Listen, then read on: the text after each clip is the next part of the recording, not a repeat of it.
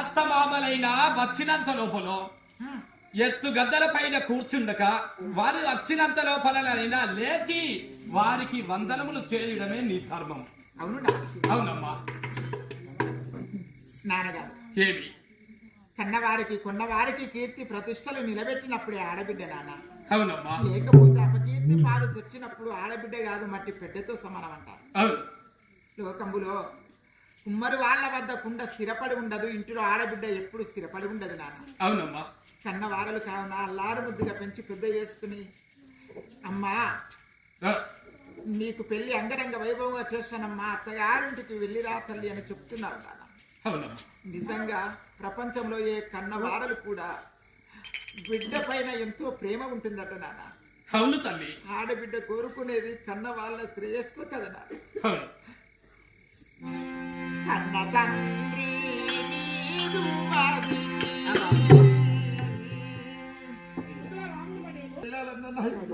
రావడం లేదు నాన్న. అదిగో విన్నలాదుగో జాబిలి అని తినిపించి ఊడిలోకి తీర్చుకున్న కన్న వాళ్ళు కదా నాన్న. కన్న వాళ్ళను వదిలిపెట్టి ఆడబిడ్డ అత్తగారింటికి వెళ్ళిందంటే ఆడబిడ్డ మనసంతా కన్న వాళ్ళ పైన ఉంటుంది కదా నాన్న. అవునమ్మా. కన్న తల్లి నీదు మాదికి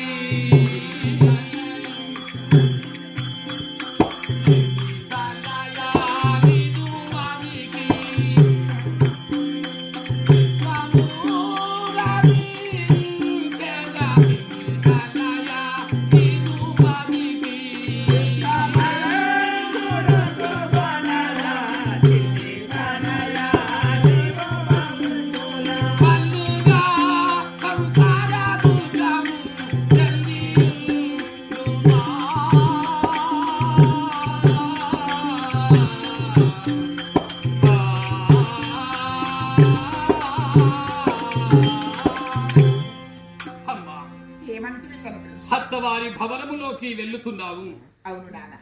నవమాసాలు మోసి నానా బాధలు పడి కనిపించిన తన తల్లిదండ్రులము ఇక్కడ ఉన్న నీకు స్వేచ్ఛ అక్కడ ఉండదు కాబట్టి హస్త మామలనైనా మొగడినైనా బాగా చూసుకున్నదే ఆడది అంటున్నారు. అవును తండ్రి.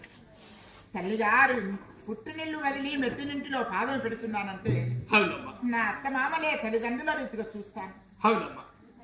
మరి కట్టుకున్న భర్తను భగవంతుడు రీతిగా చూసి కన్న వాళ్లకు కొన్న వాళ్లకు కీర్తి నిలబెడతానన్నా. అవునమ్మా.